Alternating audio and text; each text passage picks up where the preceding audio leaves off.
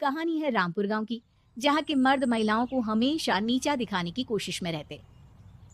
अरे अभी तक खाना नहीं आया, क्या मुझे एक और शादी करने की जरूरत है? नहीं जी नहीं, ऐसा मत करना, वरना मैं कहाँ जाऊंगी। खाना लेकर मैं अभी आई जी। गांव की पंचायत में भी फैसले हमेशा औरतों के खिलाफ ही रहते। मैं जो फैसला सुनाता हूँ वो भगवान की आज्ञा होती है। इस लड़के ने अपने मन से शादी करके अच्छा नहीं किया। लड़के को घर भेज दो और इसकी शादी इसकी जाति की किसी लड़के से करवा दो। लेकिन ये लड़के, इसे तो गांव के बाहर निकाल दो। नहीं नहीं जमींदार साहब, ये क्या बोल रहे हैं? ऐसा नहीं हो सकता। मेरी बेटी मासूम है, इसे अच्छे बुरे की समझ नहीं है। अरे कहाँ जाएगी ये बेचारी? कहाँ जाएगी? इतनी चिंता है तो पूरे परिवार का गांव निकाला कर देते हैं। बेचारे पूरे बसे बसाए परिवार को गांव छोड़ना पड़ता है। चाहे जो हो, अगर बेटियों को कंट्रोल नहीं कर सकते तो गांव में रहने का कोई मतलब नहीं है। यहाँ औरतों को दब कर रहना होगा। कोई भी अपने हिसाब से कुछ नहीं कर सकता, सब ईश्वर की मर्जी से ही होगा। तभी गांव का एक आदमी दौड़ा दौड़ा आता है। सरपंच साहब, जमींदार साहब, वो कालिया है ना, उसकी बेटी पढ़ने के लिए शहर जा रही है। अच्छा, ये कब हो गया? और कालिया की हिम्मत कैसे हो गई ऐसा करने की? लेकर आओ उसे और उसकी बेटी को। बस फिर क्या था, हाजिर हो जाते हैं कालिया और उसकी बेटी सरपंच के सामने। और कालिया, ये क्या सुनने में आ रहा है? बेटी को इंजीनियर बना रहा है तू? और ये बता, गांव में तो स्कूल नहीं है, फिर कहां से इतनी क्लास पास कर गई तेरी बेटी? राधा, जो कि कालिया की बेटी है, उसे लगता है कि सरपंच उसकी तारीफ कर रहे हैं। सरपंच जी, मैंने ऑनलाइन पढ़ाई की है, डिस्टेंस लर्निंग से। सभी में मैंने अच्छे नंबर पाए हैं, जिसे देखते हुए शहर की इंजीनियरिंग कॉलेज में मुझे स्कॉलरशिप मिली है। वाह जी वाह, क्या होती है ये? पहले तो ये बताओ, फिर आगे की बात करते हैं। पूरा गांव राधा की बात सुन रहा था और राधा बोलती जा रही थी।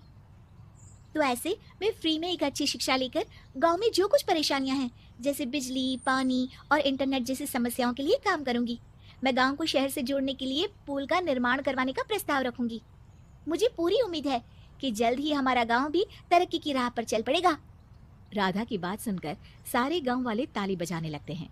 सरपंच को समझ नहीं आता कि वो क्या करे। चुप रह नादान लड़की, गांव के खिलाफ जाने के लिए तुझे गांव से बेदखल कर दिया जाएगा, वो भी पूरे परिवार के साथ। और हाँ, अगर ठीक से गांव में रहना चाहती है तो ये पढ़ाई लिखाई छोड़ दे। हम तेरे लिए गांव का कोई होनहार लड़का देखेंगे। तभी गांव का एक आदमी बोल पड़ता है। अरे नहीं नहीं सरपंच जी, राधा बिटिया जो बता रही है, अगर वैसा हो जाए तो हम लोगों को पैसा कमाने के लिए बाहर नहीं जाना पड़ेगा। हाँ जी, और ना ही कोसों दूर पानी के लिए भटकना पड़ेगा। हमारे बच्चे भी अच्छी पढ़ाई कर सकेंगे और आगे बढ़ेंगे, ना कि हमारी तरह खेती करते बैठेंगे। क्यों गांव वालों, राधा बिटिया का साथ देना चाहिए ना। सरपंच देखता है कि गांव राधा के साथ है तो वो चुप हो जाता है। वो घर आकर अपने सलाहकार से बात करता है, जो बहुत ही चालाक किस्म का इंसान होता है। अरे सरपंच साहब, आपको बहुत ही होशियारी से काम लेना पड़ेगा। एक बार गांव तरक्की कर गया, यहाँ के बालक पढ़ लिए तो कोई ना पूछेगा आपको। और फिर ये जो बेटा और बेटी है ना आपके, इनको भी आम लोगों की तरह ही जीवन जीना होगा। हाँ, लेकिन करे तो क्या करे? वो ना आप मुझ पर छोड़ दीजिए, बस मैं जैसा बोलूं करते जाइए। अगले रोज सुबह जब गांव वाले सोकर उठते हैं तो राधा के घर के बाहर और साथ ही वो लोग जिन्होंने राधा का सपोर्ट किया था, उनके घर के आगे लाल रंग से कल आऊंगी लिखा होता है। कल आऊंगी? यह क्या होता है? अरे यह तो खून से लिखा है, लगता है कोई भूत प्रेत या चुड़ैल का साया है। चलो सरपंच जी के पास चलते हैं। सभी सरपंच के पास जाकर उसे सारी बात बताते हैं। और ये तो बड़ी मुश्किल की बात है। चलो, मैं एक बाबा को जानता हूँ, उन्हें बुला लेता हूँ। सरपंच बाबा को लेकर गांव के घर के बाहर जाता है। ओहो, तो ये वो चुड़ैल है जो उन लोगों को निशाना बनाते हैं जो गांव को बदलने का सपना देखते हैं। वो गांव को ऐसे ही संपन्न देखना चाहती है, वो नहीं चाहती कि कोई बाहरी यहाँ का कायाकल्प करे। क्या तुम लोगों में से किसी ने गांव को बदलने की सोच रखी है? तभी राधा की माँ रोते रोते आती है। मेरी राधा घर से गायब हो गई है। अरे कोई तो बचाओ, मेरी बच्ची कहाँ गई? ले गई वो, चुड़ैल तेरी बच्ची को ले गई। अब वो उसे श्रापित करके छोड़ेगी, उस पर चुड़ैल का साया हो जाएगा। तभी बुरी सी हालत में राधा भी वहां आ जाती है। उसके बाल चुड़ैल की तरह फैले होते हैं और कपड़ों में खून लगा होता है। सभी राधा को देखकर डर जाते हैं। माँ, पता नहीं मुझे कौन उठा कर ले गया था। अरे दूर दूर हो जा चुड़ैल, अब हम लोग इस गांव में नहीं रुकेंगे। अरे कैसी बातें कर रहे हैं आप?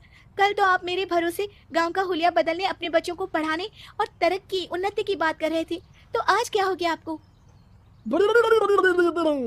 ये फिर तुम लोगों को बहकाएगी। ये चुड़ैल गांव में आ चुकी है, ऐसे ही ये तुम्हारे घर के बच्चों को भी ले जाएगी। गांव वाले राधा को गांव से बाहर निकाल देते हैं। उसके माँ बाप रोते रहते हैं, लेकिन गांव वाले नहीं मानते। मैं भी अपनी बहन के साथ गांव के बाहर रहूंगा, लेकिन वो पढ़ाई नहीं छोड़ेगी। वहीं सरपंच के घर पर सलाहकार कहता है, देखा, सांप भी मर गया और लाठी भी नहीं टूटी। लेकिन अगले ही दिन सरपंच के घर के बाहर भी वही शब्द लिखे होते हैं। और फिर सरपंच की बीवी कहती है, हमारी बेटी को किसी ने अगवा कर लिया है। तभी राधा का भाई वहां आ जाता है। अरे गांव वालों, मैंने सरपंच जी की बेटी को देखा था, वो चुड़ैल उसे उठाकर ले जा रही थी। अरे क्या मजाक कर रहे हो? नहीं नहीं सरपंच जी, आप नहीं जानते, वो चुड़ैल अब आपकी बेटी में आ जाएगी, जैसे राधा के अंदर आ गई थी। तभी सरपंच की बेटी वैसी ही हालत में वहां आती है जैसे राधा आई थी। पापा, पता नहीं कैसे मैं गायब हो गई थी। चुड़ैल, इसके अंदर भी चुड़ैल का साया है, मारो इसे। अरे नहीं नहीं, इसे भी राधा के पास गांव के बाहर ही भेज दो। अरे चुप रहो, मेरी बेटी कहीं नहीं जाएगी और चुड़ैल वुड़ैल कुछ नहीं होता है। अरे कैसे बात कर रहे हो सरपंच जी? आप तो बोल रहे थे कि आपका फैसला भगवान का ज्ञान होता है, तो अपने पर बात आई तो अब आप ऐसे बोल रहे हैं। अरे ना ना ना, आपको अपनी बेटी को त्यागना ही होगा। अरे बुलाओ बाबा को। राधा का भाई बाबा को ले आता है, जिसे अब गांव वालों के डर के कारण सच बोलना पड़ता है। मैं कोई बाबा नहीं हूँ, मैं तो मोची था। ये सलाहकार महोदय ने मुझे कहा था एक्टिंग करने को। वो मुझे पैसे देने वाले हैं। अब मुझे माफ कर दो। गलती हो गई, मुझे माफ कर दो। तभी वहां राधा आ जाती है। देखा सरपंच जी, जब गांव के बच्चे साक्षर होंगे